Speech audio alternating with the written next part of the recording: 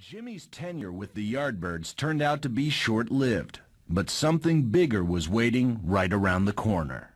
You know, after sort of working for a long period and no money at the end of it and all that sort of thing, there was big management disputes, just no chance.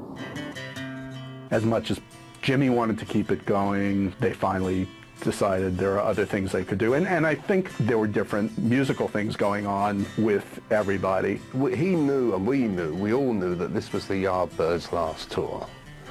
And he also knew that he was going to get the name. And you knew from the musicianship that he had that anyone who was going to be in the band with him had to be up to that caliber, which was going to be very high.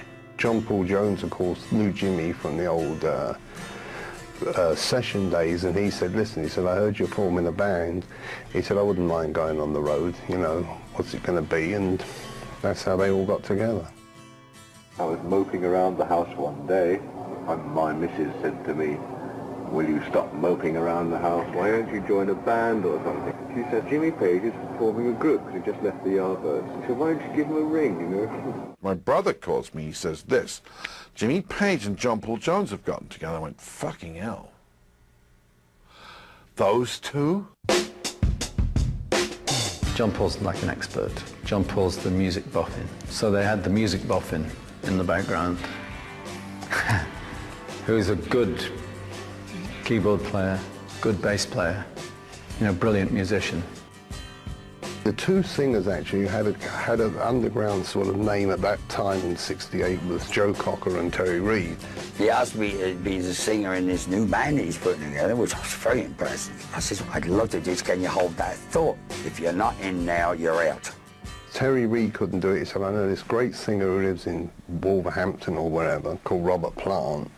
So Jimmy and Peter went up to see Robert Plant perform somewhere. Jimmy was so impressed with Robert Plant's singing that he invited the fledgling vocalist to his boathouse on the Thames, where the two discovered they shared the same love of the blues. Robert was now in, and the pieces were falling into place. Robert is amazing. He was just, you know, the boy from Birmingham. He had such a powerful, strong presence about him. I don't know, when Robert walked in a room, you just noticed him. Robert Plant immediately went to work convincing his friend, drummer John Bonham, to join the new band. Bonzo didn't want to join the band for the longest time. He was earning good money in the local dance band, I suppose. He didn't want to jeopardize that. He didn't want to leave. Encouraged by the enthusiasm of his old friend, Robert Plant, John Bonham accepted Page's offer and decided to join. First time we all met in this little room in Gerrard Street, just to see if we could even stand each other, you know. So we said, well, you know, we're all here, you know, what are we going to play? And Jimmy said, well, do you know an album called The Train? Train Kept a Rolling. No. We said, well, it's easy, it's just Joe, you know, it's just sort of on an E, but just the G to the G. So he started off. So he said, all right, then, count it in. And suddenly went, and